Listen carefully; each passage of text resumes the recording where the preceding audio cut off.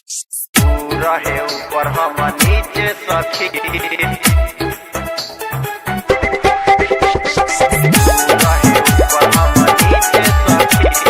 Music by DJ Umesh Shukipur Bazar. सुना हमके बोला कि अकेले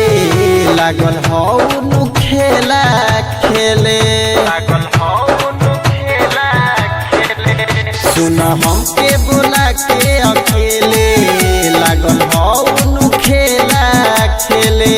देखे रुपया हजार कैलो से आर पार देखे रुपया हजार कैलो से आर पार जब भागी त पीछे सखी डाल देल सुनो न पीछे सखी ऊ रहे ऊपर हम नीचे सखी डाल देल सुनो न पीछे सखी ऊ रहे ऊपर हम नीचे सखी। Music by DJ Umesh Shukipur Bazar. जोश में रहे जब दिहला समीस हो खूबे दबा के ऊ लिहला सकीस हो करे न दिहला स हमरा के हाला कहेला अउरी बढ़ल 10-20 हो जोश में रहे जब दिहला समीस हो खूबे दबा के ऊ लिहला सकीस हो करे न दिहला स हमरा के हाला कहेला अउरी बढ़ल 10-20 हो जब कइल स ढीला मन हो गइल ढीला जब कइल स ढीला मन हो गइल ढीला उले जाके बगैचे सखी डाल देल सुनो न पीछे सखी ऊ रहे ऊपर हम नीचे सखी डाल देल सुनो न पीछे सखी ऊ रहे ऊपर हम नीचे सखी।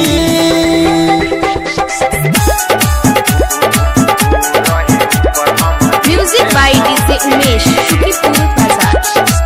पंकज प्रेमी सब देखले हो लीला टोपी के मुँह हम हरदम रहीला अभिषेक आशिक से सुनाए सखी हम तमाजा खूबे लिहिला पंकज प्रेमी सब देखले हो लीला